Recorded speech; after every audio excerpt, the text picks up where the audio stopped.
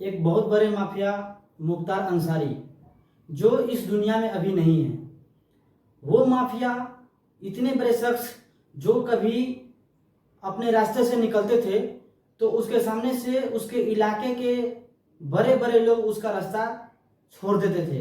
बड़े बड़े लोग, बड़े बड़े समाज के जितने भी लोग थे, छोटे लोग थे, सभी लोग उससे डरते थे और सभी लोग उसके रास्ते से साइड हो जाते थे। बस आप हमारी वीडियो के साथ जुड़े रहें। इस वीडियो के माध्यम से हम आपको पूरी घटना के बारे में बताएंगे कि वो कौन था, कहाँ का था और कितने बड़े आतंकवादी था कि उसको देखने के बाद उसके इलाके के बड़े बड़े लोग उसको देखने के बाद डर जाते थे। उसको देखने के बाद उसका रास्ता छोड़कर साइड हो जाते थे। हम आपको विस्तार से बताएंगे।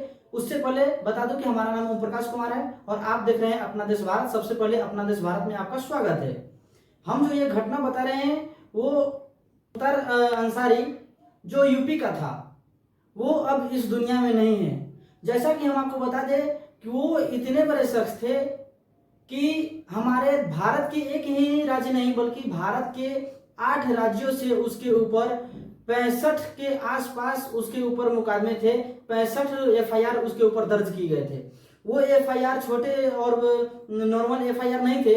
उनके ऊपर जो भी एफआईआर लगाए गए थे वो हत्या, लूटपाट, डकैती, रंगदारी, इस प्रकार के मतलब आरोप उस पर लगाए गए थे। आखिर वो शख्स कौन था जो उसको देखने के बाद बड़े बड़े लोग उससे डरते थे? ये घटना उस समय का है जब यूपी में मुलायम सिंह का सरकार था। मुलायम सिंह के सरकार के रहने के बाद ये व्यक्ति जो रंगदारी करता था, जो किसी को धमकी दे देता था, जो किसी के साथ लूटपाट और हत्या जैसी घटना को अंजाम दिया करता था, आज से 20 साल पहले तक, 20 साल की बात है, 20 साल में अभी तक उसके ऊपर कोई भी कार्रवाई नहीं की गई थी क्योंकि उस समय मुलायम सिंह की सरकार थी। मुलायम सिंह भी चाहते थे कि मुख्तार अंसारी वो जिस तरह से काम कर रहा है उस तरह से काम करे। इसका मतलब ये है कि मुलायम सिंह मुख्तार अंसारी का साथ दिया करते थे। लेकिन 2004 में शैलेंद्र कुमार सिंह ने उस अपराधी को अरेस्ट करने, उसके ऊपर एफआईआर करने और उसको जेल भिजवाने का प्रयास किया। लेकिन इतना करने के बाद मुलायम सिंह ने शैलेंद्र कुमार सिंह जो कि ईमानदार पुलिस अधिकारी थे, उसके ऊपर भी उल्टा एफआईआर करवाया गया मुलायम सिंह के द्वारा। आप समझ सकते हैं कि जब एक ईमानदार पुलिस अधिकारी के ऊपर एफआईआर करवाया जा सकता है तो आम लोगों की क्या बात हो सकती है, आम लोग कैसे रह सकते हैं। लेकिन वर्ष 2004 में उस ईमानदार पुलिस अधिकारी ने मुख्तार अंसारी के हाथ से एक गन रिकवर किया था। उसके बाद गन रिकवर करने के बाद उस व्यक्ति को के ऊपर एफआईआर करवाया गया। लेकिन जब योगी आदित्यनाथ की सरकार आई तो शैलेंद्र कुमार सिंह के ऊपर लगाए गए सारे इल्जाम को खारिज कर दिया गया और शैलेंद्र कुमार सिंह के ऊपर जितने भी गैर कानूनी तरीके से एफआईआर और मुकदमे करवाए गए थे वो सभी के सभी मुकदमे खारिज कर दिए गए। आप समझ सकते हैं कि जब एक छोटा पुलिस अधिकारी किसी मुख्यमंत्री से लड़ सकता है, उससे बहस कर सकता है, कानून का पालन करते हुए, सही अधिकार के अनुसार काम करते हुए, तो आप समझ सकते हैं कि एक मंत्री के द्वारा, एक मुख्यमंत्री के द्वारा उस छोटे पुलिस अधिकारी के ऊपर क्या क्या बीत रहा होगा। वह पुलिस अधिकारी शैलेंद्र कुमार सिंह जब कहीं बाहर में रूम भी रेंट पर लेता था तो उसको कहीं रेंट पर रूम नहीं मिलता था। वो इतना बड़ा गुंडा था मुख्तार अंसारी कि उसके डर से कोई भी लोग शैलेंद्र कुमार सिंह को रूम देने से मना करते थे। अगर किसी ने भी अगर उसको रूम भी दे दिया तो सुबह में रूम दिया तो फिर नाइट में उसको रूम खाली करना पड़ जाता था।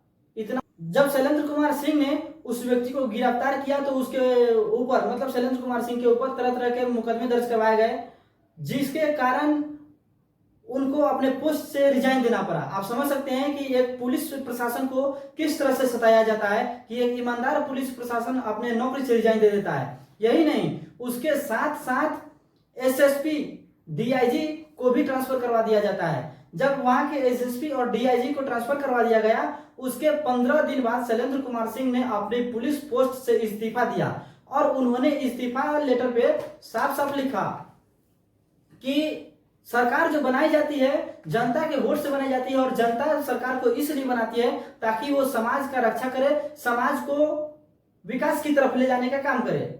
लेकिन वही सरकार समाज को नोच कर खाने का काम करती है, वही सरकार समाज को हत्या करने का काम करती है।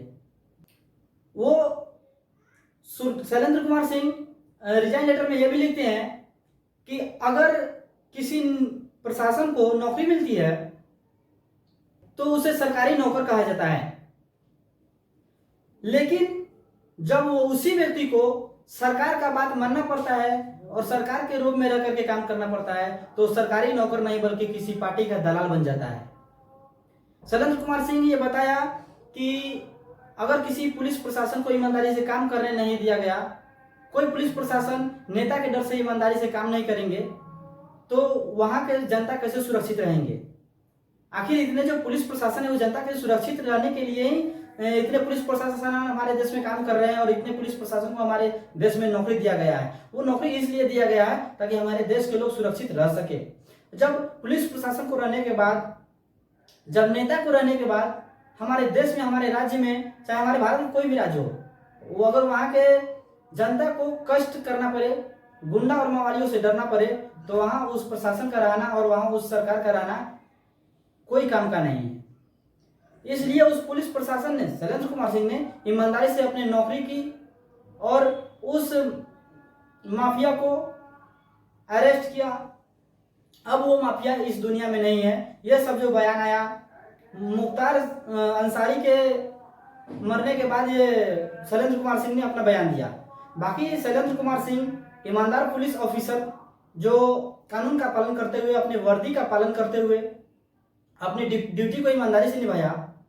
वो उनका प्रयास आपको कैसा लगा, वो जो अपने समाज के लिए किए वो कैसा लगा, कमेंट करके जरूर बताइएगा। आप हमारे वीडियो के साथ जुड़े रहे, इसके लिए बहुत बहुत धन्यवाद। जय हिंद।